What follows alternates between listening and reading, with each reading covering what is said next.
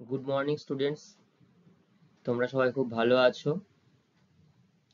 বেশ কয়েকদিন পরে আবার তোমাদের সঙ্গে আমার দেখা হলো। আমি মানস স্যার, তোমাদের ভূগোল বিষয়ের শিক্ষক। এখন তো খুব বৃষ্টি হচ্ছে, সব জায়গাতেই হচ্ছে। বিশেষ করে আমাদের পশ্চিমবঙ্গের এই দক্ষিণবঙ্গে একটা নিম্নচাপের জন্য এই বৃষ্টিপাতটা বেশি হচ্ছে। কোনো কোনো জায়গায় অতিরিক্ত বৃষ্টিপাত এবং সরকারের তরফ থেকে বিভিন্ন জায়গায় কমলা সতর্কবার্তা দেওয়া হয়েছে, তাই না?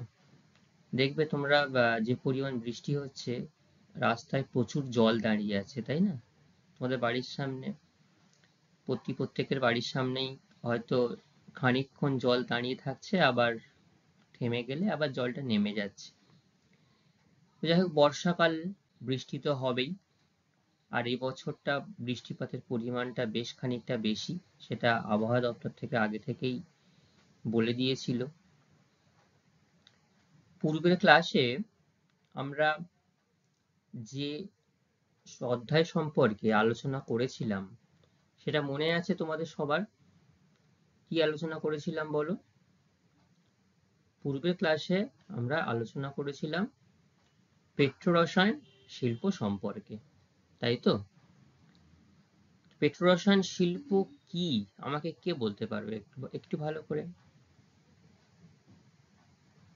আচ্ছা, বোঝা গেল।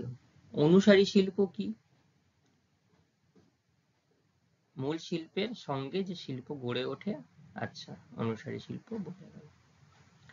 তাহলে আমরা এই যে বর্তমান যে পৃথিবীতে বসবাস করছি, এইখানটাতে এই পেট্রোরসায়ন শিল্পকে কেন আধুনিক শিল্পের দানব বলা হচ্ছে? কারণ বর্তমান দিনে চলাফেরা করতে গিয়ে দেখা যাচ্ছে প্রত্যেকটা ক্ষেত্রে প্রতিনিয়ত এবং উন্নত দেশ গড়ার লক্ষ্যে দেখতে পাচ্ছি যে আমরা এই পেট্রোরসায়ন শিল্পের অবদান অনস্বীকার্য, তাই তো? প্লাস্টিক থেকে শুরু করে, ফাইবার থেকে শুরু করে, গৃহস্থালির বিভিন্ন কাজে, প্রত্যেকটা ক্ষেত্রে এই পেট্রোরসায়ন শিল্পের যে উপজাত দ্রব্যগুলো, সেগুলো কোনো না কোনোভাবে জড়িয়ে রয়েছে। সেই জন্য এই শিল্পকে আমরা আধুনিক শিল্পদানব বলা হচ্ছে। আরো নাম রয়েছে, তাই তো? শিল্পের শিল্পও বলা হচ্ছে অনেক সময়। আচ্ছা, কোন অঞ্চলে এই পেট্রোরসায়ন শিল্প ভারতবর্ষে সর্বাধিক উন্নতি লাভ করতে পেরেছে বলে তোমাদের মনে হয়? পশ্চিম ভারতে। Very good. পশ্চিম ভারতের কোন দুটি রাজ্যে অগ্রণী উৎপাদন হয় বা সব থেকে বেশি উন্নতি লাভ করতে পেরেছে? গুজরাট আর মুম্বাই। বাহ, খুব ভালো। তো তোমাদের আগের দিন একটা ছবি আমি তোমাদের সামনে রেখেছিলাম, যে ছবিতে দেখিয়েছিলাম যে সমুদ্রের মাঝখানে একটা প্ল্যাটফর্ম তৈরি করা হয়েছে, ভাসমান প্ল্যাটফর্ম। সেই ভাসমান প্ল্যাটফর্মের সাহায্যে সমুদ্র যে গর্ভ থেকে, সেখান থেকে খনিজ তেল বা ক্রুড অয়েল, যেটা সেখান থেকে সংগ্রহ করা হচ্ছে। তো সেই ভাসমান প্ল্যাটফর্মটার নাম কি বলতে পারবে? সাগর সম্রাট, বা বোম্বে হাইয়ের কাছে সাগর সম্রাট আমরা বলতে পারি। তাহলে তোমরা বিষয়টা সম্পর্কে বাড়িতে একটু আলোচনা করেছো, সবাই পড়েছো, আমি বুঝতে পারছি। ঠিক আছে, এরকম ভাবেই প্রত্যেকটা বিষয় তোমরা নিজেরা একটু ভালো করে পড়াশোনা করবে। আজকে আমরা মূল আলোচনায় ফেরত আসি, যেটা আমরা আজকের এই বিষয় নিয়ে আলোচনা করব।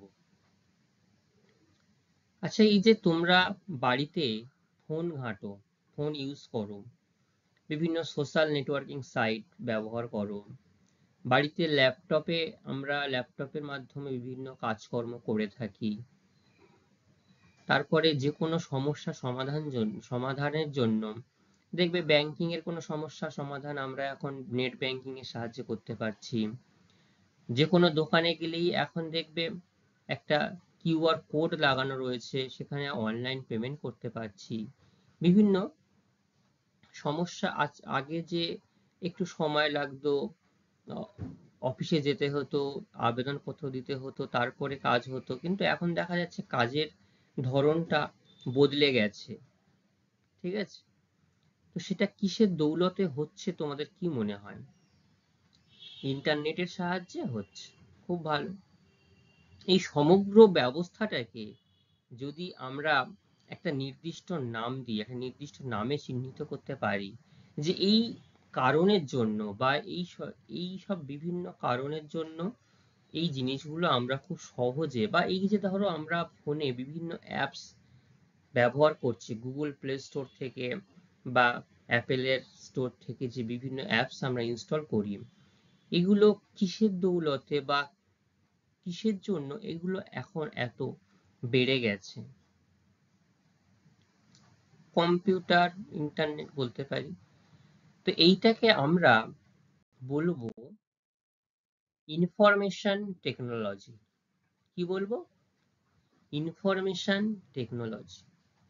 ইনফরমেশন কথাটার অর্থ কে বলতে পারবে? ইনফরমেশন মানে তথ্য, তাই তো? তাহলে আমরা সমগ্র এই অংশটাকে বলতে পারি তথ্য প্রযুক্তি শিল্প, ঠিক আছে? আজকে আমাদের আলোচনার বিষয় হবে তথ্য প্রযুক্তি শিল্প। আমি একটু শুরুতে জাস্ট একটু বলে দিই, আচ্ছা বলো তো আমাদের পশ্চিমবঙ্গের কলকাতায় কোথায় সব থেকে বড় তথ্য প্রযুক্তি শিল্প কেন্দ্র গড়ে উঠেছে? সল্টলেক। শুধু সল্টলেক বললে বলাটা ভুল হয়, সল্টলেক সেক্টর 5 বললে বেটার হবে, ঠিক আছে? আচ্ছা, এইখানটাতে প্রচুর বিদেশি কোম্পানি এবং দেশীয় বিভিন্ন কোম্পানি তাদের সংস্থা অফিস সেখানে গড়ে তুলেছে। তার মাধ্যমে তারা কাস্টমারকে বিভিন্নভাবে তাদের পরিষেবা প্রদান করে। তোমার বাড়িতে এই যে তোমরা যে সেলুলার নেটওয়ার্ক ইউজ করছো, ভোডাফোন হতে পারে, এয়ারটেল হতে পারে, জিও হতে পারে, কাস্টমার কেয়ার থেকে ফোন করছে বারবার, আপনার রিচার্জ শেষ হয়ে গেছে, রিচার্জ শেষ হয়ে যাবে। আমাদের কোনো সমস্যা হলে সেখানে আমরা ফোন করে সেখান থেকে সহায়তা নিচ্ছি, তাই না? যে কোনো ক্ষেত্রে আমার বাড়ির যদি ডিশ টিভি টাটা প্লে সমস্যা হয়ে থাকে, বাড়িতে আমরা যে প্রোডাক্ট ইলেকট্রনিক্স প্রোডাক্ট কিনেছি সেটা যদি খারাপ হয়ে যায়, তার জন্য আমরা একটা কাস্টমার কেয়ারে ফোন করে সেখান থেকে সহায়তা নিচ্ছি, তাই না? দেখো পরের যে ছবি আসা, প্রথমে যে ছবিটা আছে, দুটো ছবি দিয়ে তোমরা বুঝতে পারবে মাঝখানে একটা কম্পিউটার রাখা হয়েছে এবং ইন্টারনেটের সাহায্যে বা ওয়াইফাই এর সাহায্যে, যেটা ব্রডব্যান্ড কেবলের জন্য ব্রডব্যান্ড কেবল এত উন্নতি লাভ করতে পেরেছে। তো বিভিন্ন এর কিছু সাহায্যে আমরা বিভিন্ন জায়গা থেকে এবং স্যাটেলাইটের সাহায্যে যেহেতু আমরা এই তথ্যগুলোকে, নেটগুলোকে ব্যবহার করতে পারছি, তো ঘরে বসে আমরা বই পড়তে পারছি, দেশ বিদেশের বিভিন্ন তথ্য আমরা হাতে পাচ্ছি। আমরা এখানটাতে বসে বিদেশি কোনো কোম্পানির কাজও আমরা করতে পারছি, ডেটা সার্ভিস করছি, ডেটা শেয়ার করছি। তুমি বসে আছো হোয়াটসঅ্যাপের মাধ্যমে, একটা ডেটা বললো বন্ধু আমাকে এই পিডিএফ একটা পাঠাও, তো তোমরা সঙ্গে সঙ্গে পিডিএফটা পাঠিয়ে দিলে, একটা ছবি পাঠিয়ে দিলে, একটা সামান্য ক্লিকের সাহায্যে পাঠিয়ে দিচ্ছ।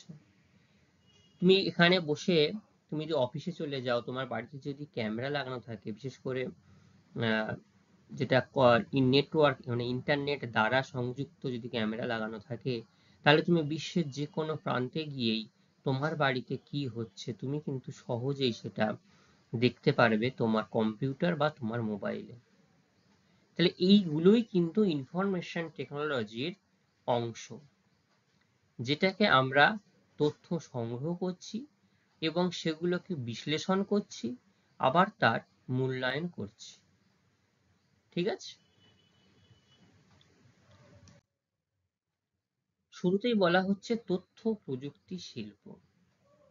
তথ্য প্রযুক্তি শিল্প কি বলছে? কৃষি, শিল্প এবং ব্যবসা বাণিজ্য।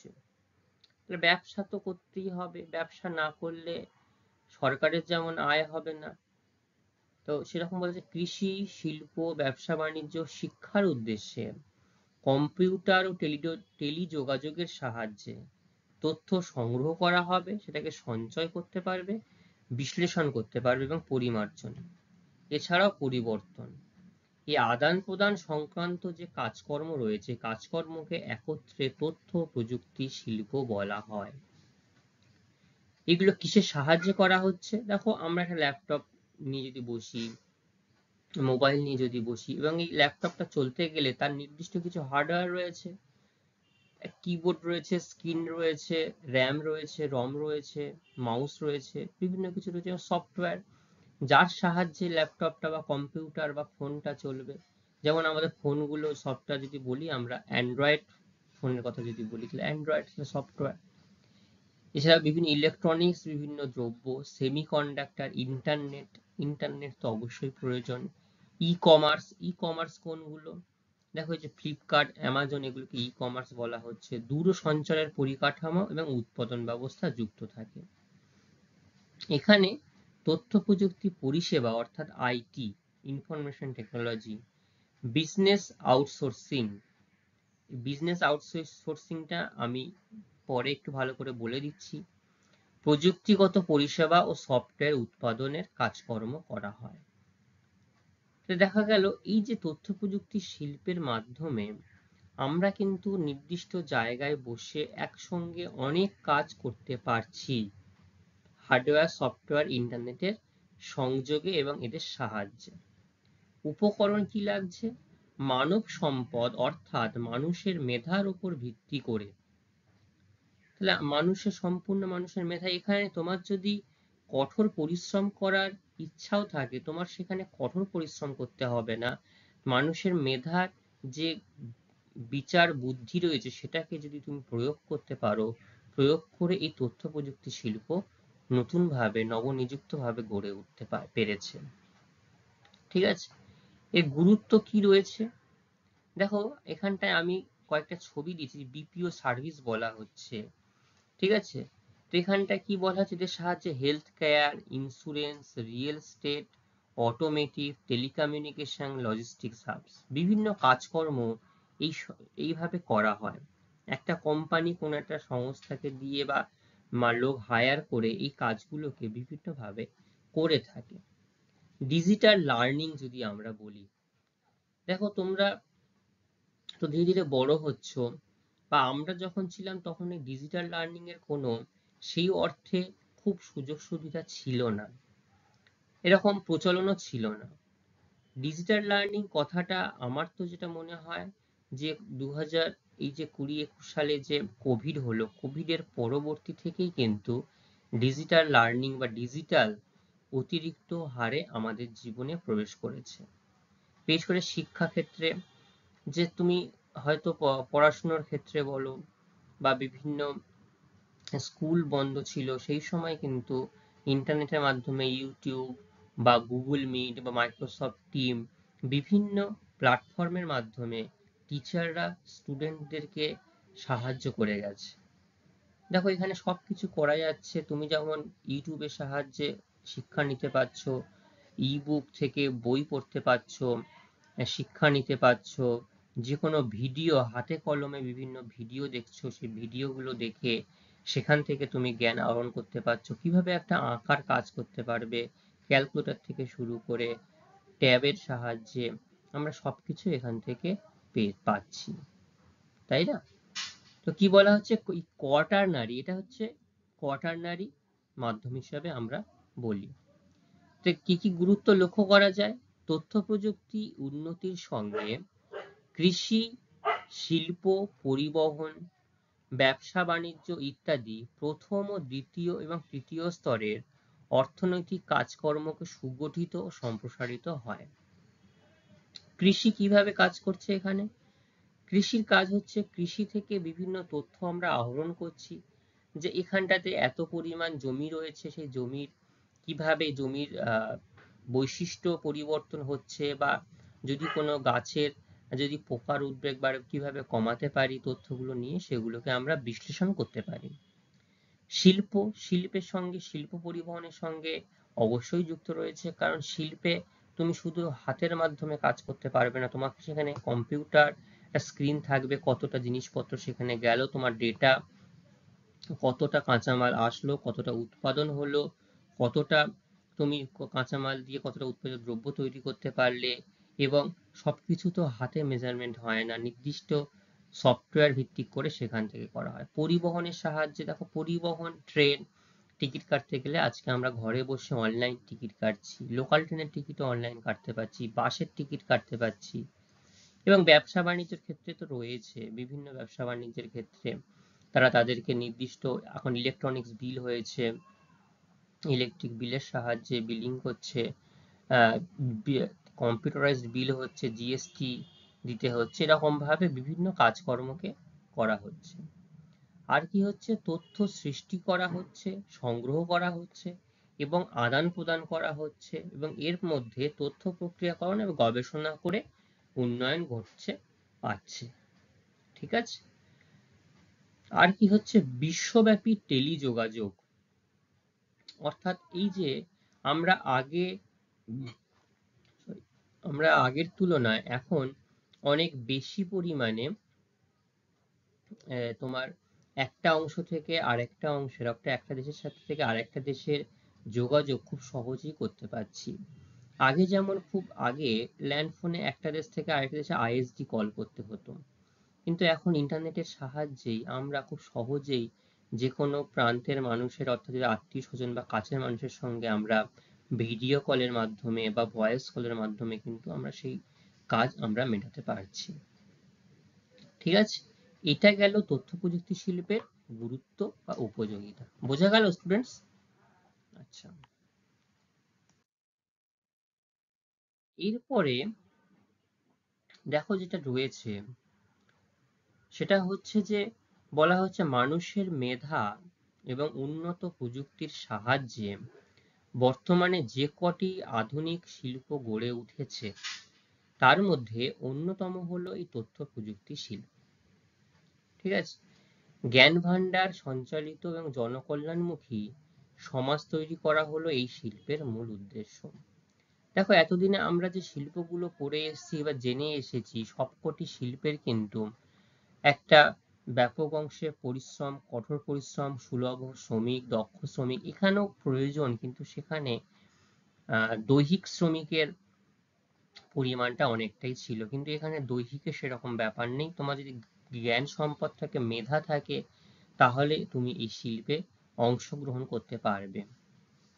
এই তথ্য প্রযুক্তি শিল্পের দুটি ভাগ রয়েছে। কি কি বলা হচ্ছে, কম্পিউটার, তাদের ইত্যাদি যন্ত্রপাতি তৈরি করা।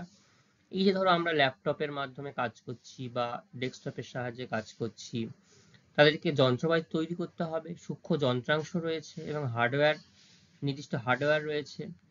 হার্ডওয়্যার ছাড়াও পরবর্তী যে অংশ রয়েছে সেটা হচ্ছে সফটওয়্যার। এই সফটওয়্যারের মাধ্যমে দেখবে সব ব্যাংকে কম্পিউটারের মাধ্যমে কাজ করা হচ্ছে, বীমা অফিসে, সফটওয়্যার সেক্টরে, এয়ারপোর্ট অফিস, পাসপোর্ট অফিস, এবং এর সাহায্যে মানচিত্র তৈরি করা, ভূগোলের বিভিন্ন কাজে, আমরা যে ভূগোল বিষয় পড়ছি, ভূগোলের প্রত্যেকটা ক্ষেত্রের প্রতিটা অংশে আমাদের কম্পিউটারের ব্যাপক সাহায্য প্রয়োজন হয়। জিআইএস বলে একটা অংশ আছে, ম্যাপ সার্ভে করতে গেলে, যে কোনো ট্যালি করতে গেলে কিন্তু কম্পিউটারের গুরুত্ব অপরিসীম। তথ্য বিনিময় করা, গবেষণা করা জীবন বিজ্ঞানের ক্ষেত্রে। তারপরে এই যে কার্টুন তৈরি করা, কার্টুন তৈরি হচ্ছে, অ্যানিমেশন করা, ছবি এডিট করা, খেলাধুলো, সব ক্ষেত্রে কিন্তু এই তথ্য প্রযুক্তি শিল্প ব্যাপকভাবে জড়িয়ে রয়েছে। তো এই যে পুরো তথ্য প্রযুক্তি শিল্পটা চালিয়ে রাখতে গেলে কোন জিনিসগুলোর উপরে আমাদের নির্ভরশীল থাকতে হয়, ইলেকট্রনিক্স, বিভিন্ন পত্র, ইলেকট্রনিক্স, ইন্টারনেট থাকতে হবে অবশ্যই, টেলিকম অর্থাৎ যোগাযোগ মাধ্যমকারী হিসাবে, কম্পিউটার হার্ডওয়্যার না হলে কম্পিউটার আমরা চালাতেই পারবো না। আর রয়েছে সফটওয়্যার, অর্থাৎ প্রয়োজন ভিত্তিক সফটওয়্যার, তোমার যে কাজটার দরকার সেই কাজের জন্য সফটওয়্যারের প্রয়োজন। এরপরে রয়েছে আউটসোর্সিং।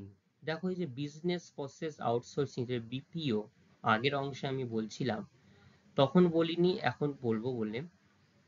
এটা কি বলছে, বৃহৎ বহুজাতিক সংস্থাগুলি, মানে বড় বড় যে কোম্পানিগুলো রয়েছে, সেই কোম্পানিগুলো কি করে, সুলভ ও দক্ষ বিদেশি শ্রমিকদের সাহায্যে, অর্থাৎ তারা ধরো আমেরিকায় কোনো একটা কোম্পানি, তারা একটা নতুন প্রজেক্ট লঞ্চ করেছে, সেই প্রজেক্টটা তাদের দেশের শ্রমিক দিয়ে বা লোক দিয়ে দেখা গেল করতে গেলে অনেকটা সময় লাগবে। তারা কি করলো, ইন্টারনেটের মাধ্যমে পুরো প্রজেক্টটাই অন্য কোনো দেশীয় কোনো সংস্থার সঙ্গে তারা টাই আপ করলো, সেখান থেকে সেই সংস্থার লোকেদের দিয়ে তারা তাদের প্রয়োজনীয় কাজটা করে নিল। ঠিক আছে, সেই জন্য বলা হচ্ছে সুলভ ও দক্ষ শ্রমিকদের সাহায্যে ইন্টারনেটের মাধ্যমে কাজ করিয়ে নেওয়ার এই যে পদ্ধতি, এই পদ্ধতিকেই আউটসোর্সিং বলা হয়। তথ্য প্রযুক্তি শিল্পে এই কাজ খুব বেশি হয়। ঠিক আছে, অন্যান্য ক্ষেত্রে কিন্তু এই কাজ এতটা হয় না, তোমাকে বা আমাকে ফিজিক্যালি গিয়ে সেখানে গিয়ে কাজ করতে হয়। কিন্তু এইখানটা যেহেতু ইন্টারনেট একটা বড় মাধ্যম যোগাযোগকারী, তাহলে ইন্টারনেটের মাধ্যমে আমি যেমন কাজ করতে পারবো, সেটাকে সেই কাজটা আদান প্রদান করতে পারবো, যেটা আমরা ফিজিক্যালিতে রপ্তানি আর আমদানি বলি, যে বিভিন্ন বন্দরের মাধ্যমে কাঁচামালের আমদানি করছি, আবার দ্রব্য তৈরি হলে সেটাকে আবার রপ্তানি করছি। এই ক্ষেত্রে ইন্টারনেট কিন্তু মূল মাধ্যম, যার সাহায্যে আমরা কোনো তথ্য সংগ্রহ করছি, সংগ্রহ করার পর সেটাকে আবার আমরা আদান প্রদান করতে পারছি। ঠিক আছে, আচ্ছা, ভারতের তথ্য প্রযুক্তি শিল্পক্ষেত্র বলতে মূলত দুটি ক্ষেত্রকে বোঝায়। আইটি সেক্টর, যে ইনফরমেশন টেকনোলজি, আর হচ্ছে বিপিও। নিজস্ব আইটি সেক্টর রয়েছে, তারা নির্দিষ্ট সেখানেই তাদের সফটওয়্যার তৈরি করছে, তাদের কাজ সেখানে মেটাচ্ছে। আর হচ্ছে বিপিও, এই বিপিওর সাহায্যে তারা আইটি হেল্প ডেস্ক তৈরি করছে, কাস্টমার সাপোর্ট দিচ্ছে, মানে বিদেশি কোম্পানির আন্ডারে এরা কাজ করছে। কল অ্যান্সার, যে কোম্পানিগুলো সরাসরি আমাদের ভারতবর্ষে এখনো তারা অফিস তৈরি করতে পারেনি, তারা তাদের ক্ষেত্রে কাজগুলো তারা করে থাকে। বর্তমানে ভারত সরকার এদেশের তথ্য প্রযুক্তি শিল্পকে জাতীয় ও আন্তর্জাতিক স্তরে পৌঁছানোর জন্য ডিজিটাল ইন্ডিয়া প্রকল্প গ্রহণ করেছেন। এই ডিজিটাল ইন্ডিয়ার সাহায্যে এতদিন কি হতো, বেশিরভাগ ক্ষেত্রে দেখা যায় যে বিভিন্ন বিদেশি কোম্পানি তাদের প্রযুক্তি দিয়ে আমাদের এইখানকার যারা শিক্ষিত মেধা জ্ঞান সম্পন্ন মানুষরা রয়েছেন তাদেরকে কাজে লাগাতো। কিন্তু ভারত সরকার এখন যে চ্যালেঞ্জটা নিয়েছে সেটা হচ্ছে ডিজিটাল ইন্ডিয়া, নিজের দেশের প্রযুক্তি, নিজের দেশের শ্রমিক এবং নিজের দেশের উদ্ভাবনী শক্তি দ্বারা বিশ্বের কাছে একটা নির্দিষ্ট জায়গায় পৌঁছানোর জন্য একটা প্ল্যাটফর্ম ঘোষণা করে, ডিজিটাল ইন্ডিয়া। এবং এখানটাতেই বিভিন্ন প্রোডাক্টের উৎপাদন যাতে হয়, বিদেশি বাজারের উপর যাতে নির্ভরশীল না হতে হয়, সবকিছু দেশীয় প্রযুক্তি তৈরি করা যাবে, এবং দেশীয় প্রযুক্তি তৈরি হলে তার উৎপাদনের খরচটা অনেকটা কম হবে, যা মানুষের নাগালের মধ্যে হবে। ঠিক আছে, আচ্ছা, এই শিল্পের অন্যতম একটা গুরুত্বপূর্ণ জায়গা হচ্ছে বেঙ্গালুরু সিলিকন ভ্যালি। বেঙ্গালুরু এই শহরটাকে ইন্ডিয়ার সিলিকন ভ্যালি বলা হয়।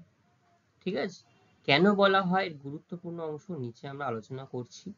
জাস্ট বেঙ্গালুরুকে ভারতবর্ষের সিলিকন ভ্যালি বলা হয়। বোঝা যাচ্ছে তো? তাহলে কোন শহরকে সিলিকন ভ্যালি বলছি আমরা? বেঙ্গালুরু শহরকে। আচ্ছা, এই তথ্য প্রযুক্তি শিল্প গড়ে তোলার জন্য কোন কোন মাধ্যম আমাদের সব থেকে বেশি প্রয়োজন? Computer, internet, software. Very good, খুব ভালো। আরো দুটো রয়েছে, টেলিকম রয়েছে, ইলেকট্রনিক্স রয়েছে, খুব ভালো। শিল্প কেন্দ্র সমূহ কি বলা হচ্ছে, এইটি ভারতের একটি অত্যাধুনিক শিল্প আমরা বলতে পারি। বিশেষ করে ভারতবর্ষে এই যে শিল্পটা যেটা আমরা আলোচনা করছি, ইনফরমেশন টেকনোলজি, এর কিন্তু শুরু হয়েছে 1990 সালে কাছাকাছি সময় থেকে, এবং এটি একটি দ্রুত বিকাশশীল পরিষেবামূলক শিল্প। ভারতের প্রধান প্রধান যে মহানগর এবং যেখানে জনসংখ্যা অত্যাধিক বেশি, মানুষের জ্ঞানের আহরণ অর্থাৎ মানুষ মেধা বুদ্ধি সম্পন্ন মানুষ যেখানে বেশি বসবাস করে, সেখানেই এই কোম্পানি বা এই শিল্প মানে অত্যাধিক হারে বিকাশ লাভ করেছে। কি কি কোম্পানি রয়েছে? আচ্ছা, তোমরাই বলো তো কয়েকটা আইটি কোম্পানির নাম। বলতে গেলেই গুগল আমরা সবার আগে বলতে পারি, ফেসবুক বলতে পারি, ফেসবুক মূলত সফটওয়্যার। গুগল বলতে পারি, গুগলের ক্ষেত্রেই আমরা ইউটিউব, মাইক্রোসফট, আইবিএম, আমাদের পশ্চিমবঙ্গের অন্যতম হচ্ছে উইপ্রো, ঠিক আছে, এগুলো আমরা বলতে পারি। HCL, HP, Cognizant, TCS। এই পরে দেখো, পরে অনেক ছবিগুলোর নাম তোমরা এখানে পেয়ে যাবে। তো সারা দেশে প্রায় 3000টি সফটওয়্যার ও হার্ডওয়্যার কোম্পানি রয়েছে। তাহলে ভাবো কত ছোট ছোট ক্ষুদ্র ক্ষুদ্র সংস্থা আমাদের ভারতবর্ষে ব্যবসা করছে, যার মধ্যে 50টি বহুজাতিক। বহুজাতিক মানে তারা বিভিন্ন দেশে তাদের শাখা রয়েছে এবং ইন্টারন্যাশনাল বিজনেস তারা করে। হায়দ্রাবাদে বৃহত্তম বায়ো ইনফরমেটিক্স হাব, একটা আইটি হাব গড়ে তোলা হয়েছে, যেটা বিরাট এরিয়া নিয়ে, যেমন ধরো একটা পেট্রোশন শিল্প কেন্দ্র তোমাদের দেখিয়েছিলাম, সেইখানে প্রচুর শিল্প কেন্দ্র যেমন চারিদিকে ছড়িয়ে ছিটিয়ে রয়েছে, এখানটা তো একটা হাব তৈরি করা হলো, যে যত ইলেকট্রনিক্স কোম্পানি, যত ইনফরমেশন টেকনোলজি, যত এই কোম্পানিগুলো যারা আছে, তারা সেইখানটাতে তাদের নির্দিষ্ট জমি বেছে নিয়ে তারা সেখানে তাদের অফিস এবং তাদের সেই অংশেই তারা তাদের যাবতীয় শাখা গড়ে তুলবে। এছাড়া রয়েছে চেন্নাইয়ের টাইডাল পার্কে বৃহত্তম তথ্য প্রযুক্তি পার্ক গড়ে উঠেছে। ঠিক আছে, ইন্ডাস্ট্রিয়াল পার্ক যেটা বলে, আইটি ইন্ডাস্ট্রিয়াল পার্ক। আমাদের পশ্চিমবঙ্গের কলকাতার ক্ষেত্রে বলতে গেলে আমরা সল্টলেকটাকে বলতে পারি, সল্টলেক সেক্টর 5টাকে বিশেষ করে বলতে পারি। নতুন করে রাজারহাট নিউ টাউন, সেখানেও বৃহত্তম একটা আইটি সেক্টর গড়ে উঠছে ধীরে ধীরে। কি কি অগ্রণী দেশীয় সংস্থাগুলি কি কি রয়েছে? ইনফোসিস, উইপ্রো। দেখো ইনফোসিসের, এইটা হচ্ছে ইনফোসিসের অংশ। ইনফোসিস রয়েছে, উইপ্রো রয়েছে, টাটা কনসালটেন্সি সার্ভিসেস রয়েছে বৃহত্তম, RS Software, Globsyn Technologies, Millennium Infosystems, NIIT, HCL, এরকম প্রচুর কোম্পানি লক্ষ্য করা যায় দেশীয় হিসাবে। আর বিদেশি সংস্থাগুলির মধ্যে IBM রয়েছে, অ্যাস্ট্রাল সিস্টেম, সিমা, Cognizant Technology Solutions, United Airlines, ইন্টারকাইনক, প্রাইস ওয়াটার হাউস কুপার্স, এরকম প্রচুর কোম্পানি আমরা দেখতে পাই। এই ইনফরমেশন টেকনোলজির উপর ভিত্তি করেই কিন্তু যাবতীয়, আজকে যদি আমরা বলি, এর উপরেই কিন্তু যাবতীয় পৃথিবীর সম্পূর্ণ অংশ চলছে। যত হাসপাতাল থেকে শুরু করে ব্যাংকিং সেক্টর, দেখবে হঠাৎ করে যদি ইন্টারনেট পরিষেবা বন্ধ হয়ে যায়, বা তোমরা যখন ব্যাংকে যাও, অনেক সময় বলে সার্ভার বসে গেছে, সার্ভার ডাউন আছে, তাহলে যখনই কোনো সমস্যা হয় তখন কিন্তু আর পুরো বিশ্ব থমকে যায়, আমরা কাজ করতে পারি না, ক্র্যাশ করে যায়। তাহলে যে ব্যাংকিং পরিষেবা বন্ধ হয়ে যেতে পারে, যদি হসপিটালে সার্ভার ইস্যু হয়, হসপিটালের যে সম্পূর্ণ পরিষেবা সেটা বন্ধ হয়ে যেতে পারে। কম্পিউটার সাহায্যে আজকে সব টেস্ট করা হচ্ছে কম্পিউটার সাহায্যে, ওটি থেকে শুরু করে, তাহলে সেক্ষেত্রে ব্যাপক সমস্যার সৃষ্টি হতে পারে। ঠিক আছে, তাহলে কয়েকটা দেশীয় কোম্পানির নাম আমাকে কেউ বলো যেগুলো তোমরা দেখেছো। TCS, L&T বলতে পারো। TCS এর পুরো কথা কি? Tata consultancy services. এটা একটা অন্যতম বৃহত্তম কোম্পানি। টাটা, আমি শুরুতেই বলছিলাম যখন থেকে আমরা আয়রন স্টিল কোম্পানি করছিলাম, টাটা মানেই একটা বৃহৎ কোম্পানি, এটা সব ক্ষেত্রেই মানুষের খুব গ্রহণযোগ্যতা রয়েছে কোম্পানিটির।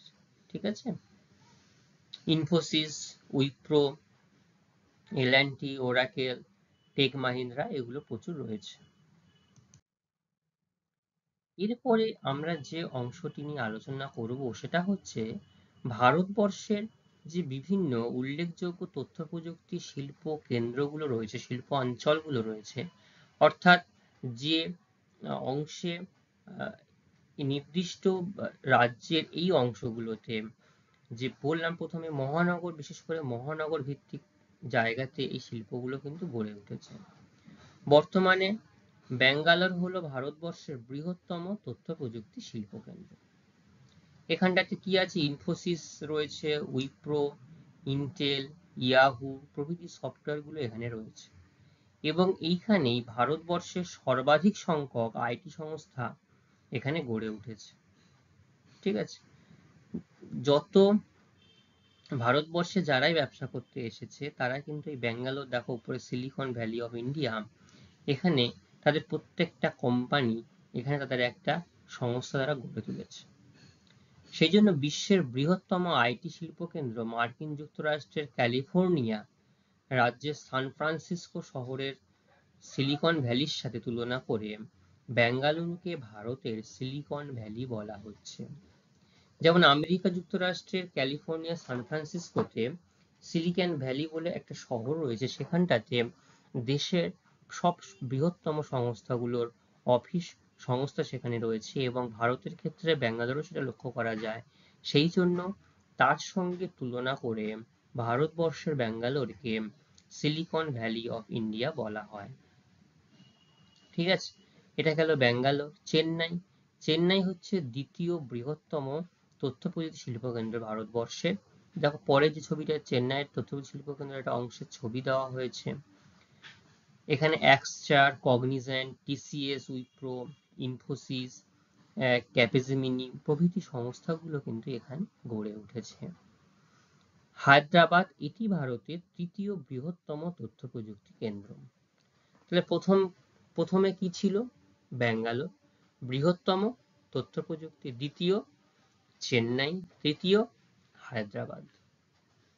হায়দ্রাবাদে Microsoft, Infosys, Google, Cognizant, Facebook, HCL, Dell প্রভৃতি কোম্পানি এখানে লক্ষ্য করা যায়। ঠিক আছে, আচ্ছা এই ব্যাঙ্গালোরই ভারতবর্ষের আমাদের যে ইসরো মহাকাশ গবেষণা সংস্থা, এখানটাই কিন্তু গড়ে উঠতে দেখা গেছে। ঠিক আছে,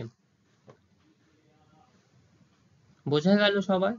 তাহলে ভারতবর্ষ সিলিকন ভ্যালি কাকে বলা হচ্ছে? ব্যাঙ্গালোরকে বলা হচ্ছে। দ্বিতীয় বৃহত্তম শিল্প কেন্দ্র চেন্নাই। এরপরে রয়েছে আমাদের সবার প্রিয় শহর কলকাতা। কলকাতা হচ্ছে তথ্য প্রযুক্তি শিল্পের ক্ষেত্রে চতুর্থ বলতে পারি আমরা।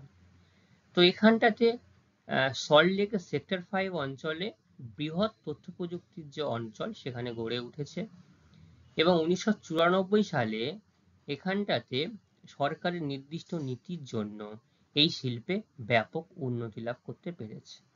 এখানে ওয়েবেল, টিসিএস প্রভৃতি নানা প্রতিষ্ঠান এই বিধাননগর সেক্টর 5-এ প্রচুর বিনিয়োগ করেছে, বিনিয়োগ করে তারা বড় বড় শিল্প কলকারখানা তারা গড়ে তুলতে পেরেছে। এই যে কগনিজেন্ট বলছি, এটা হচ্ছে কগনিজেন্টের একটা অফিস, কলকাতারই একটি অফিস। পুনে, পৃথিবীর তথ্য প্রযুক্তি শিল্প কেন্দ্রগুলির মধ্যে পুনে হচ্ছে অন্যতম। এখানে ভারতের বৃহত্তম আইটি পার্ক, যেটা রাজীব গান্ধী আইটি পার্ক গড়ে উঠেছে। তাই পুনেকে টেক সিটি বলা হয়। তাহলে বৃহত্তম আইটি পার্ক যদি বলা হয় কোথায় গড়ে উঠেছে, বলবো আমরা পুনেতে। কি নাম তার? Rajiv Gandhi IT Park. পুনের আরেকটা নাম রয়েছে, কি নাম? Tech City. আচ্ছা দিল্লিতে বিশেষ করে মূলত দিল্লি নয়ডা গুরগাঁও যে অঞ্চলটা রয়েছে সেখানে তথ্য প্রযুক্তি শিল্পের ব্যাপক বিকাশ লক্ষ্য করা যায়। এছাড়াও তিরুবনন্তপুরম, এখানে তথ্য প্রযুক্তি শিল্পের ক্রমশ উন্নতি ঘটছে। এখনো ব্যাপক কোম্পানি সেভাবে লক্ষ্য করা যায়নি, কিন্তু সরকারের যে নীতি সেখানে লক্ষ্য করা যাচ্ছে, সেখানে বড় বড় কোম্পানি তাদের আগ্রহ দেখিয়েছে এবং বিনিয়োগ করতে শুরু করেছে।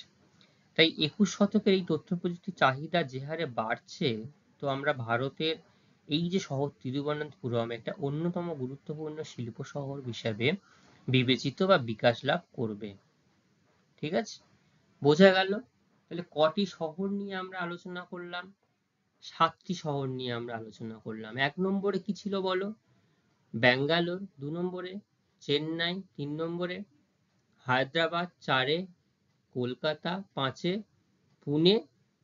তারপরে তোমার দিল্লি, তিরুবনন্তপুরম। তাই তো? প্রত্যেকটা ক্ষেত্রে মনে থাকবে নাম। রাজীব গান্ধী আইটি পার্ক কোথায় গড়ে উঠেছে? বৃহত্তম আইটি পার্ক যদি বলা হয়, রাজীব গান্ধী আইটি পার্কের নাম আমরা বলবো। বোঝা যাচ্ছে তো? এরপরে রয়েছে যে আমরা এই যে ভারতবর্ষ, কেন ভারতবর্ষ এই তথ্য প্রযুক্তি শিল্পে এত উন্নতি লাভ করতে পেরেছে। এর প্রথম অংশ হচ্ছে ভারতবর্ষের এই যে বিপুল পরিমাণ জনসংখ্যা এবং তাদের সুদক্ষ মেধা সম্পদ এবং মানব সম্পদ এই শিল্পের হচ্ছে মূল সম্পদ। ঠিক আছে, বিভিন্ন পরিসংখ্যান তথ্য বিশ্লেষণ করে দেখা গেছে, যদি যে কোনো দেশে সারা পৃথিবী জুড়ে যা সংস্থা আমরা পৃথিবী জুড়ে একটা যদি সার্ভে করে দেখা গেছে যত কোম্পানি বা বিভিন্ন দেশ রয়েছে বৃহৎ বৃহৎ কোম্পানি প্রত্যেকটা কোম্পানিতেই কিন্তু ভারতবর্ষের এই মেধা সম্পদ উল্লেখযোগ্য। যদি 10 জন এমপ্লয়ি সেখানে কাজ করে তার মধ্যে একজন কিংবা 1.5 দেখা গেছে ভারতবর্ষের কোনো না কোনো এমপ্লয়ি সেখানে তার পরিষেবা দিয়ে সেখানে সে কাজ করছে। ঠিক আছে, এটা একটা বিরাট বড় পাওনা ভারতবর্ষের মানুষের এই উন্নত মেধা এবং এই ভারতবর্ষের এই মানব সম্পদ, এই উন্নত মেধা সম্পদ দেখা যাচ্ছে যে নির্দিষ্ট দেশ ছেড়ে অন্য দেশে গিয়ে সেই দেশের উন্নতি লাভ করছে। কিন্তু যদি আমাদের দেশেই যদি সেই শিল্প যদি উন্নতি লাভ করতে পারে এবং আমরা যদি সেই এমপ্লয়িকে সঠিক পরিমাণে স্যালারি পে করতে পারি তাহলে কিন্তু এই মানব সম্পদ আবার আমাদের কাছে ফিরে আসবে এবং আমরা বিশ্বের কাছে অন্যতম নজির গড়ে তুলতে পারবো। প্রথমে যেটা রয়েছে সেটা হচ্ছে সুদক্ষ মানব সম্পদ। তাহলে শুরুতেই আমি বললাম মানব সম্পদ একটা অন্যতম কারণ, যে মানুষের উন্নত মেধা এই শিল্পের মূল সম্পদ। কেন্দ্র ও রাজ্যের পাঠ্যক্রমে কম্পিউটার, ইংরেজি শিক্ষা, যন্ত্রশিল্প প্রভৃতি থাকার জন্য শিল্পটি দ্রুত বিকাশ লাভ ঘটেছে। এছাড়াও রয়েছে কারিগরি শিক্ষা কেন্দ্র। আমাদের পশ্চিমবঙ্গে কারিগরি শিক্ষা কেন্দ্র বা সারা ভারতবর্ষে উন্নত মানের কারিগরি শিক্ষা কেন্দ্র, যেটা আইআইটি খড়গপুর ভারতবর্ষের মধ্যে অন্যতম একটা কারিগরি শিক্ষা কেন্দ্রের একটা মূল কেন্দ্র বলা যেতে পারে। কানপুর, ব্যাঙ্গালোর এবং বিভিন্ন যে ইঞ্জিনিয়ারিং কলেজগুলো রয়েছে সরকারি এবং বেসরকারি দুটো ক্ষেত্রেই দেখা যাচ্ছে এবং এখানে ব্যাপক পরিমাণ প্রযুক্তিবিদ, উদ্ভাবক, কলাকুশলী বিভিন্ন পেশাদারিত্ব দিয়ে এই শিল্পের উন্নতি লাভ করানোর চেষ্টা হয়েছে বা হয়েছে। সরকারি উদ্যোগ ও উন্নত পরিকাঠামো, সরকারের সাহায্যে তোমার ল্যান্ড ব্যাংক গঠন, অর্থাৎ যদি কোনো কোম্পানি যদি গিয়ে যদি বলে যে আমি আপনার এই রাজ্যে আমার সংস্থা গড়ে তুলতে চাই, অফিস করতে চাই, তাহলে সরকারের যদি নির্দিষ্ট ল্যান্ড ব্যাংক থাকে, নির্দিষ্ট পরিমাণ জমি সরকারের কাছে থাকে, তাহলে সেখান থেকে সেই কোম্পানিকে সহজেই জমি প্রদান করতে পারবে এবং বিভিন্ন যে পরিকাঠামোগত রাস্তা থেকে বিদ্যুৎ পরিকাঠামো, লেবার সবকিছু তারা কিন্তু পেয়ে যাবে। ঠিক আছে, ফলে পেয়ে যাচ্ছে এবং রাস্তাঘাট, টেলিযোগাযোগ, উৎসাহমূলক শুল্ক ছাড়া, ট্যাক্সের ছাড় চায়, কারিগরি কম্পিউটার শিক্ষার প্রসার এবং ভিএসএনএল, ভারত সঞ্চার নিগম লিমিটেড একটা কোম্পানি ভিএসএনএল, এর আন্তর্জাতিক গেটওয়ে পরিষেবা দ্বারা রাজ্য সরকার এই শিল্পে অগ্রাধিকার দিচ্ছে। বিপুল চাহিদা, কি কি চাহিদা রয়েছে? দ্রুত বিকাশশীল রাজ্য ও জাতীয় অর্থনীতির কৃষি, শিল্প, খনিজ, পরিবহন এবং যোগাযোগ ব্যবসা, স্বাস্থ্য স্বাস্থ্যক্ষেত্রের প্রযুক্তি সৃষ্টি, সংরক্ষণ, আদান প্রদান, প্রত্যেকটা ক্ষেত্রে এই শিল্প দিনকে দিন ধীরে ধীরে বৃদ্ধি পাচ্ছে। বৃদ্ধি পাওয়ার জন্য কি হচ্ছে, চাহিদাও ব্যাপক হারে বৃদ্ধি পাচ্ছে।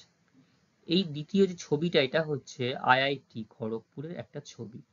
এখানটায় প্রত্যেকটা যারা বিশেষ করে শিল্প বা ইনফরমেশন টেকনোলজি, কম্পিউটার, ইঞ্জিনিয়ারিং নিয়ে যারা পড়তে চায়, একটা স্বপ্ন থাকে যে তারা এইখানে গিয়ে পড়াশুনো করবে। প্রথম ছবি, এটা কোনো একটা কল সেন্টার বা কোনো একটা তথ্য প্রযুক্তি শিল্পের আইটি কোম্পানির ছবি। চার কি রয়েছে, সুদক্ষ পর্যাপ্ত শ্রমিক, অবশ্যই কম মজুরিতে উন্নত মানের যদি শ্রমিক পাওয়া যায় সেটা প্রত্যেকটা কোম্পানির কাছে লাভবান। পর্যাপ্ত মূলধন বিনিয়োগ, বিভিন্নভাবে কোম্পানিটিতে মূলধন বিনিয়োগ করা হয় যেটা এই কোম্পানির উন্নতির ক্ষেত্রে বিশেষভাবে সহায়ক হয়। আচ্ছা, বেঙ্গালুরুকে ভারতের সিলিকন ভ্যালি কেন বলা হচ্ছে? দেখো, মার্কিন যুক্তরাষ্ট্র দক্ষিণ পশ্চিমাংশে ক্যালিফোর্নিয়া রয়েছে, ক্যালিফোর্নিয়ার স্যান্টা ক্লারা ভ্যালি অঞ্চলে সিলিকন ভিত্তিক ইলেকট্রনিক শিল্প, তাহলে সিলিকন ভিত্তিক ইলেকট্রনিক শিল্পের বিকাশ ঘটেছিল সেখানে এখানে লক্ষ্য করা যায়। একইভাবে ভারতের দক্ষিণ পশ্চিমেও কর্ণাটক রাজ্য, সেই কর্ণাটক রাজ্যের বেঙ্গালুরু শহরে সিলিকন ভিত্তিক তথ্য প্রযুক্তি শিল্প, যেখানে প্রায় এখন নথিভুক্ত হিসাবে 187টি কোম্পানি লক্ষ্য করা যায় এবং ইলেকট্রনিক শিল্পের সর্বাধিক সমাবেশ দেখা যায় বলে একে বেঙ্গালুরুকে ভারতবর্ষের সিলিকন ভ্যালি বলা হয়। বোঝা গেল কেন ভারত বা সিলিকন ভ্যালি বলা হচ্ছে? ওকে। বর্তমানে ভারতে এই যে বিশেষ করে ব্যাঙ্গালোর প্রচুর পরিমাণে আইটি সংস্থা গড়ে উঠেছে যা জগৎ বিখ্যাত এবং আইটি সংস্থাগুলো সরাসরি বিভিন্ন কলেজ বিভিন্ন সংস্থা থেকে ছাত্রদেরকে সরাসরি বিনিয়োগ করছে, তাই সিলিকন ভ্যালি বলা হচ্ছে। চেন্নাই রয়েছে, হায়দ্রাবাদ, কলকাতা, তিরুবনন্তপুরম, নয়ডা, মুম্বাই এবং পুনে। এই 8টি শহরে ভারতের প্রায় 90% তথ্য প্রযুক্তি শিল্প গড়ে উঠেছে। ঠিক আছে, যেখান থেকে কিছু গুরুত্বপূর্ণ প্রশ্ন আমি তোমাদের সামনে রেখেছি, যে প্রশ্নগুলো আমি আলোচনা করতে করতে তোমাদেরকে বলেছি। এই গুরুত্বপূর্ণ প্রশ্নগুলো তোমরা সবাই ভালোভাবে নোট ডাউন করে নাও, তাহলে এখান থেকে তোমাদের জানতে বা বুঝতে সুবিধা হবে যে কোন অংশটা নিয়ে বা কোনটা নিয়ে আমরা পড়ছি বা আলোচনা করছি। এই গুরুত্বপূর্ণ প্রশ্নগুলো থেকে আমি পরের দিন তোমাদেরকে জিজ্ঞাসা করব, কে কতটা ভালোভাবে দেখে সেটা আমি দেখব পরের দিন। আজকের ক্লাস আমাদের এই পর্যন্তই থাকবে। পরবর্তী কোনো ক্লাসে আবার আমাদের দেখা হবে।